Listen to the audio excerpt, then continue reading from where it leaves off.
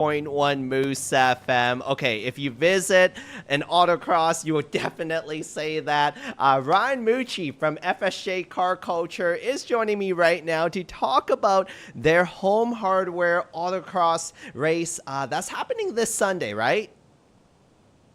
Yes, sir. Thanks for having us on the air again, Bernard, to talk about it. The home hardware event's kind of something special. We only do one home hardware event a year, and it usually corresponds with the Canada Day celebrations that we have in Fort St. John. So, yeah, no, it's we've got everything planned out. We're ready to go for Sunday. The weather looks great. Super exciting. Also, spectators are welcome as well.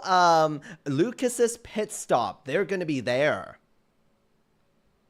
Yes, for sure. So Lucas Pit Stop kind of partnered up with us a couple of years ago to come to our events. So they'll be on site serving up all sorts of goodies throughout the day.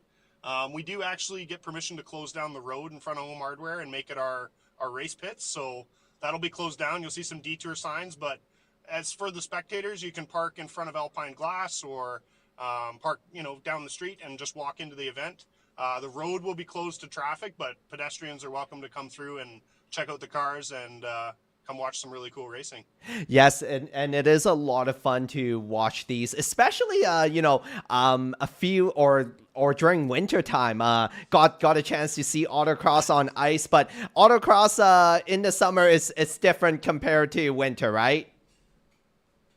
Yeah, there's a little more, we'll just say a little more control on pavement than there is on ice, but it's just as exciting to watch as the winter events. I mean, we set up a really cool course right in the parking lot, and it's one of those events that brings a lot of the people out of the town because they can hear us from all over town, unlike the Taylor chain-up events where we're kind of out there. So if you do want to participate, if you want to be part of the race, what can people do? So we try and keep it simple to keep it open for everybody. The big main rules to be able to participate is to show up for the driver's meeting. Driver's meeting is basically just a brief to let you know the rules of the track and the regulations that we have to follow to have a fun and safe event. It's $60 per driver per day. You have to show up in a four-wheeled vehicle, unfortunately. We can't do bikes or three-wheelers. And it has to be road going and insured. So you show up for the driver's meeting with a helmet and $60, and you can run around our time trialed course.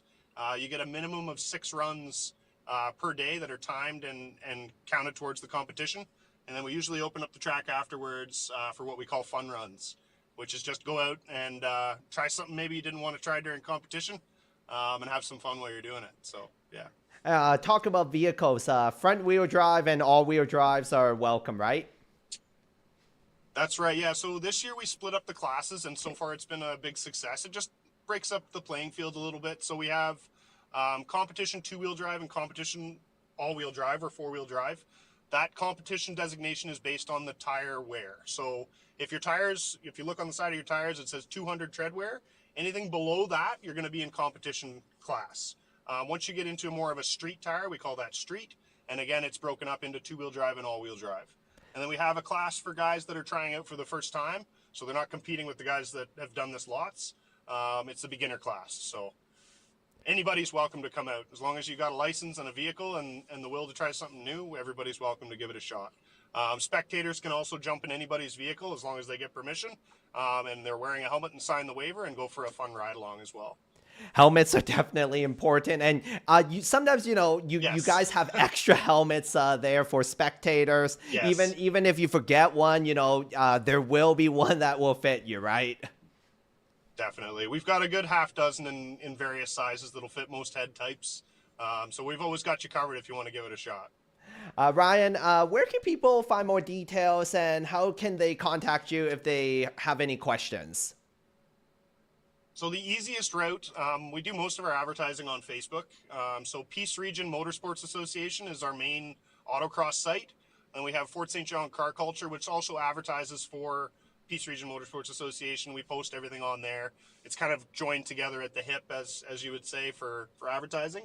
And then we also have an Instagram page, which I know you help us out with. Oh, yes. Keep the advertising flowing on there. So, yeah, there's lots of different ways to get a hold of us. Just send us a PM or find somebody that's in the club, and they can always direct you to the right person to get the information you need.